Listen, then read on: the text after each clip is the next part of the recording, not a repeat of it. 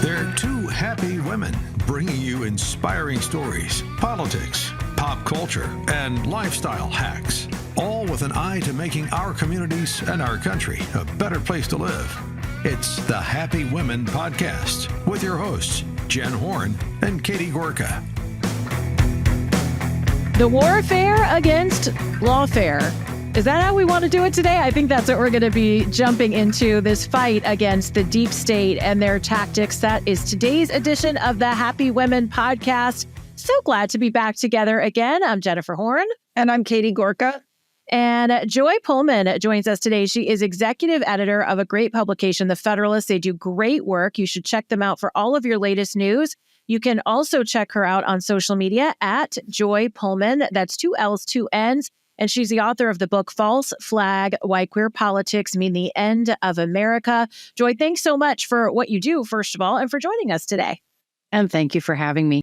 All right, so let's jump into what has become a very happy story, at least for me. It seems that we are going to see some big changes over at the FBI. We just had Kash Patel confirmed as FBI director, and lo and behold, as the weekend progressed, we found out that Dan Bongino, no longer on the radio, no longer podcasting, now going to be the deputy director at the FBI. Of course, the thought of this has liberal heads exploding, including my senator, Adam Schiff, who was the subject of Dan Bongino's very last episode of his show, where he was talking about not letting go of the Russia collusion scandal, not letting Adam Schiff off the hook.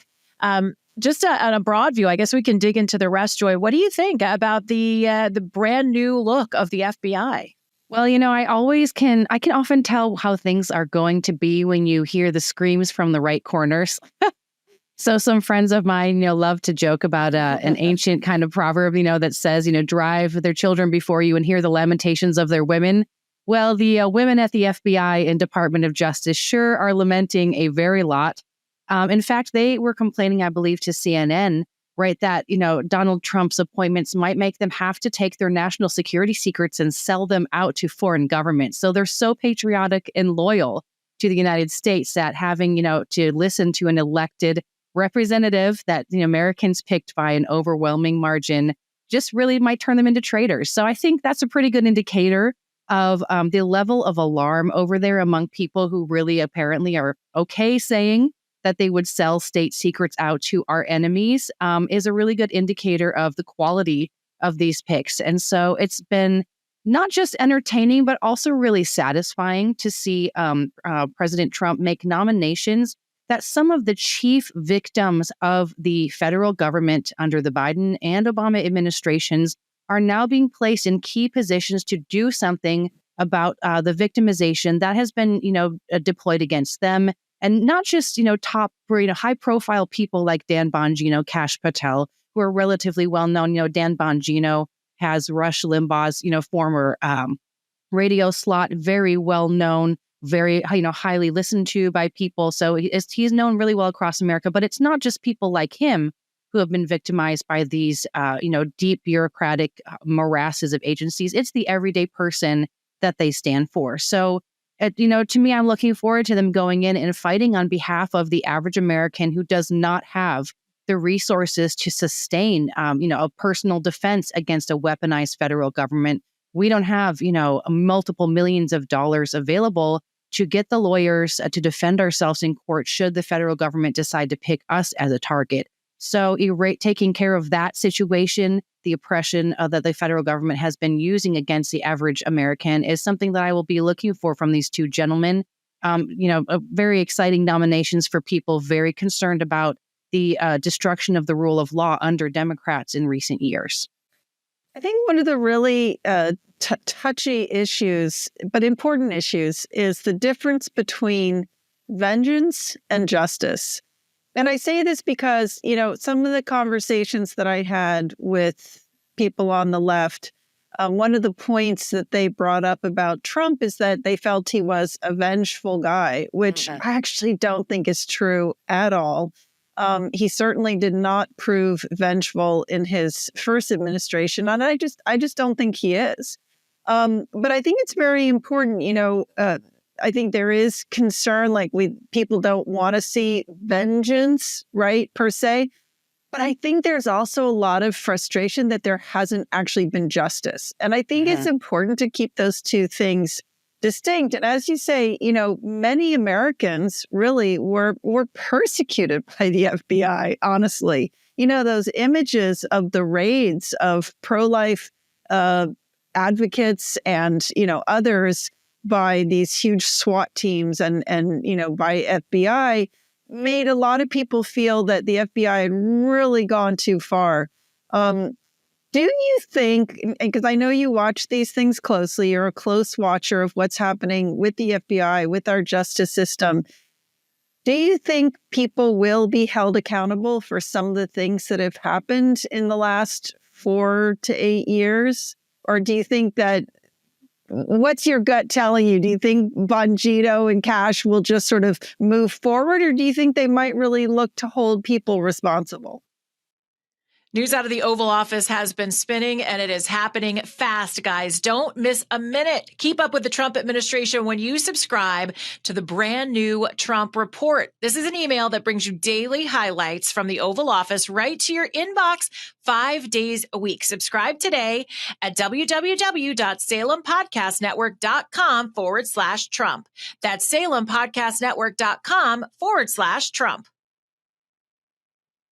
I do think that those two picks and other folks such as, Robert F. Kennedy at HHS, such as Tulsi Gabbard as, national security at the NSA.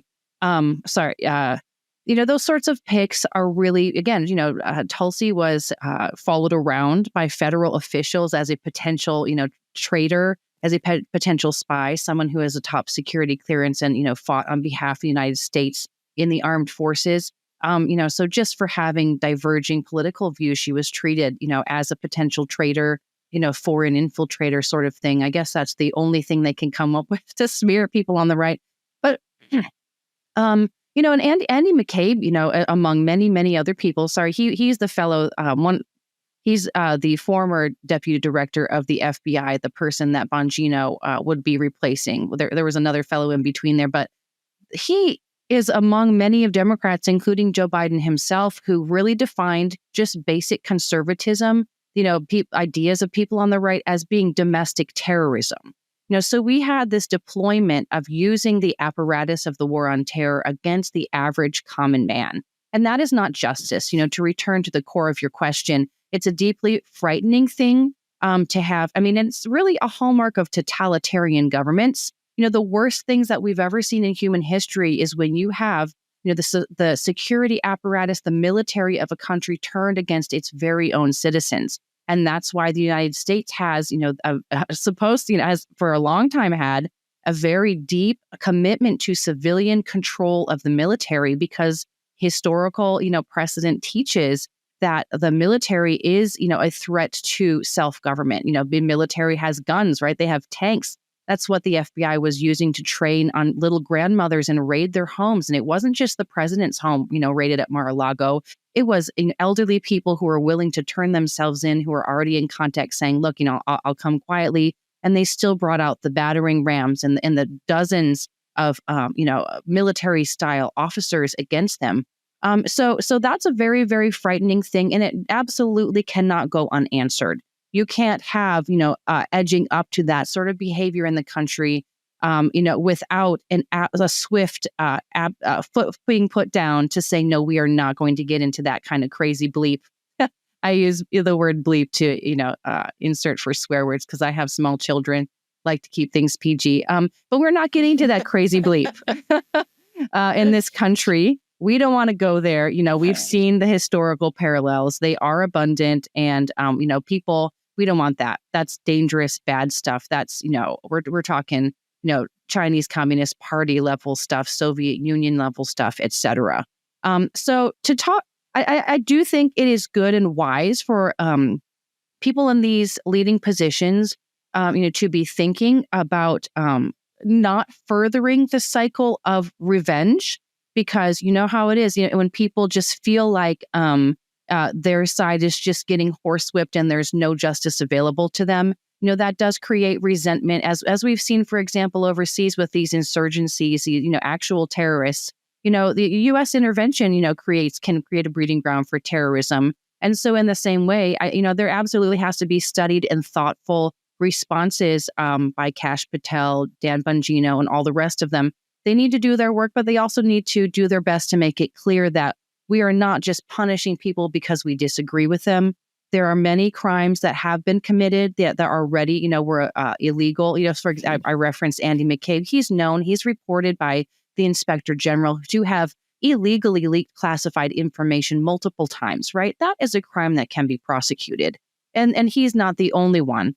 So it is important for the people, taking over these agencies to make it very clear the bases on which the prosecutions and the firing of people will move forward, to provide the facts, the evidence, and the grounds to show that it isn't for differences of partisan opinion, or for actual criminal, insubordinate, intolerable behavior, and the rejecting the results of the last election by what should be subordinates inside these federal agencies.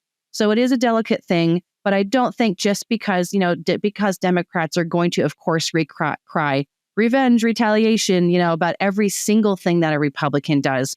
You shouldn't be taking them at their face value. But I do think some effort needs to be made to prove to the American people that we are trying to restore the rule of law, and we are trying to adhere to, legitimate justice, which gives people an opportunity, to have the arguments against them heard, and bring forth evidence in their defense and all the rest of those.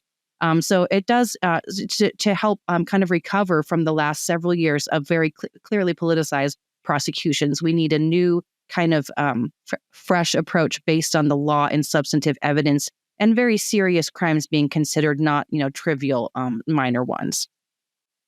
Yeah. And I think the swamp lives in darkness, right? And so all of this lawfare, I think, was created within the swamp and was created within the deepest, darkest pockets of the FBI. We all know the circle that they were using to drum up charges against people. They'd have leaks to media outlets. Those media outlets would be used to get warrants. I mean, it was a mess. And I think what helps not only get to line the American people up with the idea of finding justice, not vengeance, but also helps in making sure this doesn't happen again, is daylight, right? And being transparent. And I think that's one of the top issues that we can ask Kash Patel and Dan Bongino and everybody in the FBI to provide us with, is transparency, so that we can see. There are enough people that are awake now that will be paying attention to this. What other reforms would you like to see within the FBI with this new leadership in tow that could help people find that confidence again in the justice system? Well, there have been some really good ideas for reform in the FBI put out by a fellow who has worked for them, called J. Michael Waller. He's a national security analyst at the Center for Security Policy. He recently published a book called Big Intel. One thing that he's talked about is, and others, is breaking up the FBI, and also reducing the kind of central control from Washington, D.C. So there are things that we do need a kind of a national police force for. So, for example, across state line child trafficking, drug trafficking, sexual exploitation of minors. These sorts of things that are not just focused on one state that a state police or local police could handle. But things of true national import, classic, old time FBI, gangs, drugs, mafia, that sort of thing, those sorts of investigations. But, centers for those can be created in a different way. And they don't all, and it's actually not great for them to be concentrated in Washington, D.C., where the politicization of everything is at its worst. So that's one proposal on the table that absolutely should be thought about. And I think there really is something to be said for, the fact that the Biden administration was able to divert apparently something like 5,000 of the 37,000 employees of the FBI were, according to their recent reports, working on the January 6th cases, which largely were about misdemeanors, trespassing that did not rise to the level, of something that a FBI should be focusing on. It's obviously, if you're someone whose judgment thinks, oh, yes, I should go bring a battering ram to the home of a grandma who trespassed on public property, versus should I get a trafficking ring of people who are selling the bodies of young girls. I mean, the judgment, you have something wrong with a guy who thinks, we should go after the grandma instead of the people trafficking children across often international lines, right? So there needs to be a movement of power out of the politicization of Washington, D.C. and a refocusing on legitimate law enforcement actions that only, can be done by a cross-state sort of force, such as the FBI. It might even be good to kind of create an entirely new agency. The FBI, almost from its beginning, has been politicized, and this is something that isn't talked about enough. But, creating a sort of kind of internal secret police. J. Edgar Hoover is well known to have, but he had blackmail material on all the top politicians, and he was not the only FBI director or deputy FBI director. Mark Felt was the deputy FBI director who used his position to take down Nixon. He was the so-called deep throat in Watergate, and he started illegally leaking there basically because he thought Nixon had passed him over for promotion. So this sort of, this sort of thing should not be happening in a republic. And so there needs to be structural changes to make it impossible for the long train of abuses at the FBI to not be able to happen ever again. So you talk about another element to this kind of lawfare piece, which I think is super, super important. And I think it's one of the big stories that's really kind of gone below the radar screen. And that's the story that you've just published in the Federalist on called Attorney General Pushes Indiana Supreme Court to End Lawfare Targeting Pro-Life Speech. So this was published a few days ago.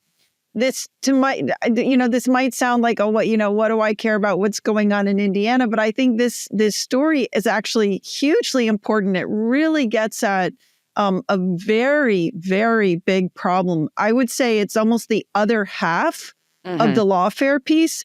And that is the way that the left has gone after Republican or conservative lawyers who've tried to challenge any of these things going on. So tell us a little bit about this story that you unpack in this article.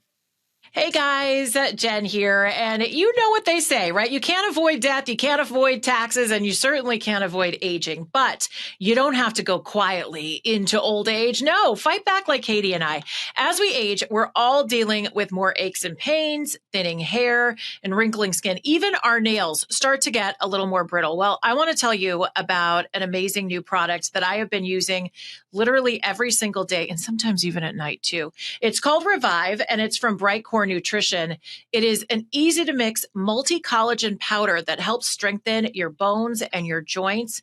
Makes you feel really good. And the best thing about Revive is that it works from the inside out. It's also going to help you rejuvenate your skin, help you grow back thicker, healthier hair, and strengthen those brittle nails. Revive is special because it contains 5 types of collagen: hyaluronic acid, biotin, and vitamin C, which works synergistically to make you feel and look younger than ever. It is spectacular.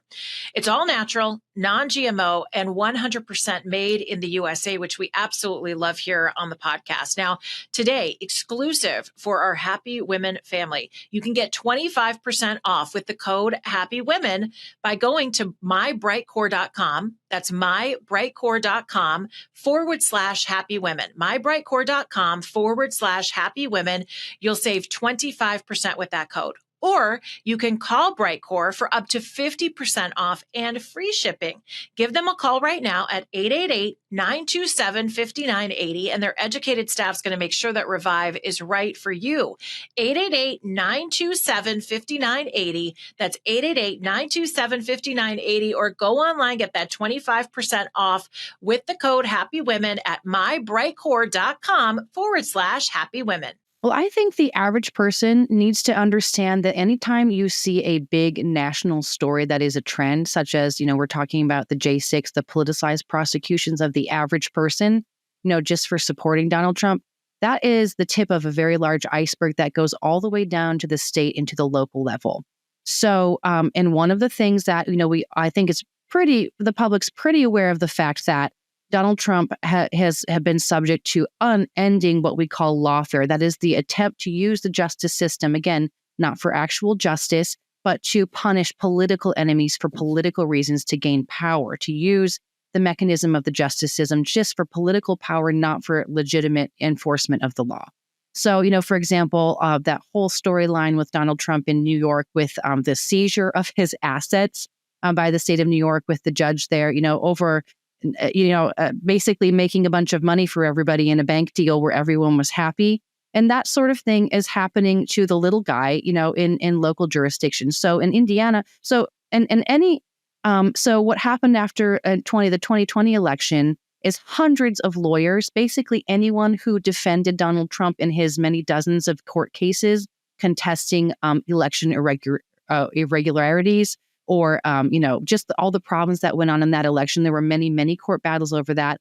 And basically every single lawyer who went to advocate for Trump's position, the Republican Party's position in that election, tried to be run out of his profession by Democrats. And they made it an explicit attempt, to basically say, we don't want Republicans to be able to have any legal defense in court at all. And you have to understand that, as people know, if you go into a courtroom without a competent legal defense, you're tons more times likely to lose, not because you deserve to lose or because you don't have the law on your side, but because you didn't have a capable advocate to help defend where you are and defend your position.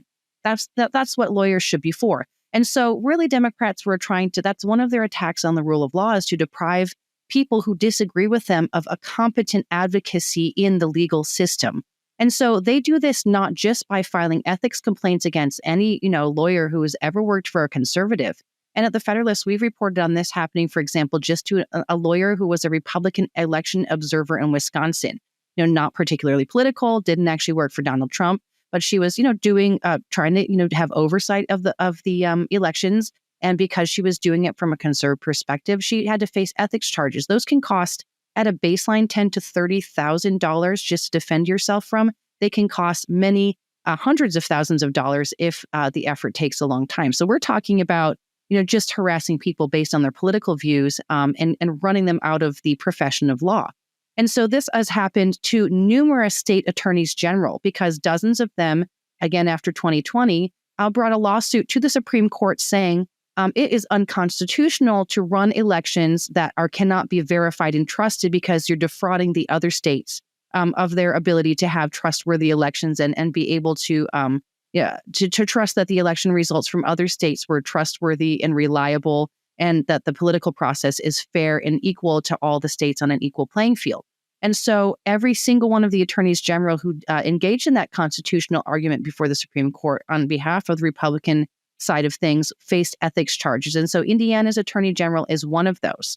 And so I've been following, his story. This happened, for example, in Texas, attorney general there. A large part of this is related to the fact that the Republican parties, while they've become unified under Trump, a lot of the people still in key player positions are really not major Trump supporters. So in Indiana, the head of the the commission that oversees lawyer licensing is a never Trump fellow who donated to Joe Biden, and who basically wrote an op-ed opposing Donald Trump, the constitutional litigation that Todd Rokita and all those other attorneys general did, arguing, that the election was not free and fair because so many states had unreliable voting methods. So the bottom line of it is trying to deprive voters of their effective so in Indiana, the AG, Todd Rokita, was elected by nearly 20 points by voters. He is the biggest statewide vote getter in the red state of Indiana. He's being challenged by a coalition of people on his own party and Democrats who are trying to basically say, voters, no, you can't pick who you want to represent you in court as your attorney general. We think we have a better idea. And we're going to go after him. It's a fake ethics complaint. He's being told that he was unethical for calling an abortionist an abortion activist. I think if you take the life of little children with your own hands, very obviously you are an abortion activist. And he could have said many more accurate things about a woman who does that he didn't go that far to say. I, for example, would call that murder, right? Not just an activist, but a person, who is an active killer of human life. And he didn't even say that. And he's, basically that's the basis of the so-called ethics complaint against him. So the bottom line of this, again, so Democrats, the profession of law is almost a 90-10 split far left Democrat.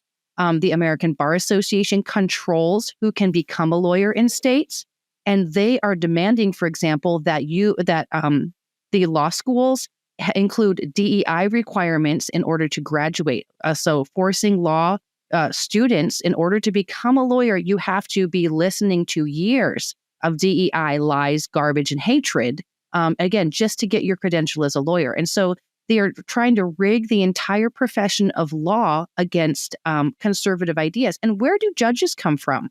It's not just attorneys general, prosecutors. The judges that we put on the bench, they have to come from a pool of practicing attorneys. So this is depriving Americans of judges who care about the Constitution as well, because it's creating the only supply pool for judges to be extremist, far left, crazy people who hate the Constitution. And so that's why I think that the lawfare issue is extremely important, because people within that profession are the people who are supposed to determine what the outcomes are in the legal profession. If they are extremist DEI fanatics, we will not have justice under equal protection of the law for all people. We are going to have Marxist, sort of based on your skin color, your sex, whether you have whether you adhere to leftist ideas, you will win in the court system, over people who have the law on their side. So it's a threat to the American Republic, this entire asymmetry in the system, and the Attorney General harassment by these ridiculous trumped up ethics complaints are just one part of a very large and existential issue. Are you seeing a lot of, and as you've been watching this through your work at the Federalist, have you been seeing any other pushback? I know you're writing about it, but are we seeing anything from other states? Because that feels pretty hopeless. If you're a conservative who gets caught up, if you're someone who needs to find that representation, if you question something, people hearing this go, well, do I even have a shot? What are you hearing about pushback? I mean, obviously raising the flag on this and talking about it is the first step, but what else is going on? Well, I mean, folks are probably pretty well aware of the Federalist Society, which is a relatively good organization that does exist to counter some of that inherent bias in the legal system. And they create a pipeline of, nominatable judges, so that is one beneficial thing. But I think really the right has to come up with even more solutions to it, because we have to own.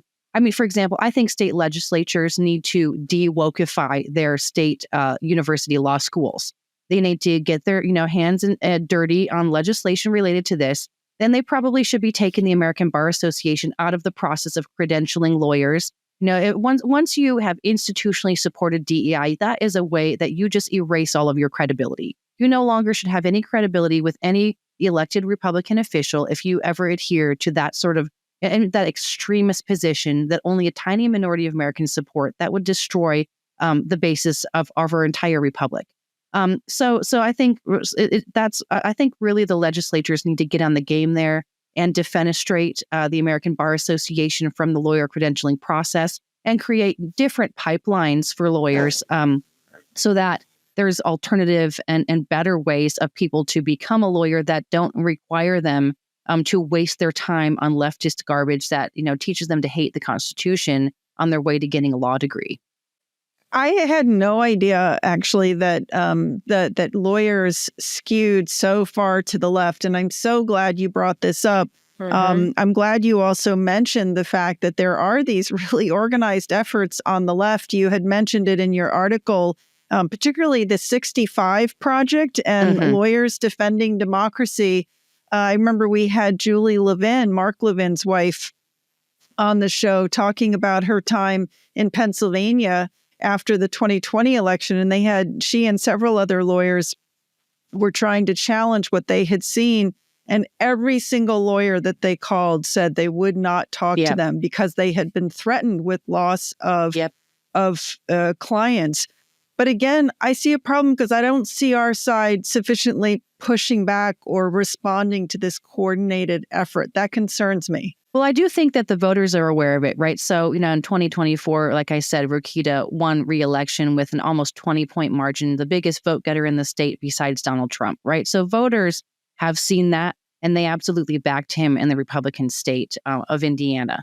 So there is some awareness there, and I think the motivation now needs to be translated from the voters to the legislature and the people that they elect at the state level to solve this problem. And I think we also are seeing some national, repercussions of this as well. when these courts are, again, all these judges, where the leftists now, every single thing that President Trump does, even if it's very clearly, obviously constitutional, such as him saying the executive is in charge of the executive branch, which is, Constitution 101 for a third grader. And judges saying, oh, no, wait, you're not. Any judge like that, there should be, there have been and there should be impeachment charges filed against those judges. We should be looking at reconstituting some of the federal courts, because if the courts are really an injustice system, if they are systematically unjust, and the people who are so-called judges, can't adhere to even the periods on the Constitution, let alone anything else inside it, they've disqualified themselves by making a ridiculous ruling like that. And so, again, Congress controls the federal judiciary besides the Supreme Court. They can look at reorganizing that. They can, kick judges off the bench. And so that's something that they should be looking for. It's time to end kind of this era of judicial supremacy. The Constitution envisioned, the president, Congress, and the judiciary as co-equal branches, which, with Congress actually supreme on top. And Congress has abdicated its authority for more than 100 years by just, kind of delegating things to typically agencies and judges so that they don't have to make difficult calls that might cost them their seats. That kind of behavior is destroying the country, and they need to get their butts in gear and start doing the job. If you don't actually want to do the job of Congress, don't run for a congressional seat. Go try to be a pundit on Fox or CNN or whatever other station, but don't pretend and tell us that you're a congressman. So, so all of that to say, Congress can fix this problem. And that's where, and so can state legislatures. And so voters should be putting the pressure there on those legislative bodies to actually do their job on this and many, many other issues where, frankly, the situation is a flaming dumpster fire that anybody can look at and see needs to be fixed. I think Congress could start addressing some of those.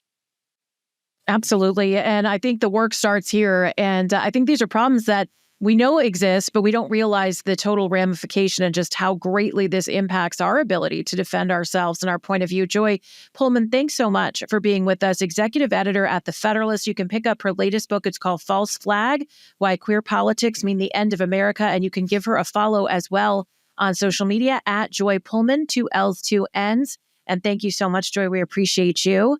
And thank you all for joining us. Those 5-star reviews really mean a lot. Share Happy Women with your friends. We are available everywhere you get your podcast. You can watch us. You can listen. All you have to do is connect at salempodcastnetwork.com/Happy Women. You can get Katie's book as well, Next Gen Marxism, available wherever you get your books, and find her on Facebook. Just search for Catherine Gorka, or on X at Gorka Katie. You can find me on Facebook and Instagram at Jennifer Horn Radio, and always on X and on Truth at Jennifer Horn. Thanks so much for joining us. It's another episode of the Happy Women Podcast.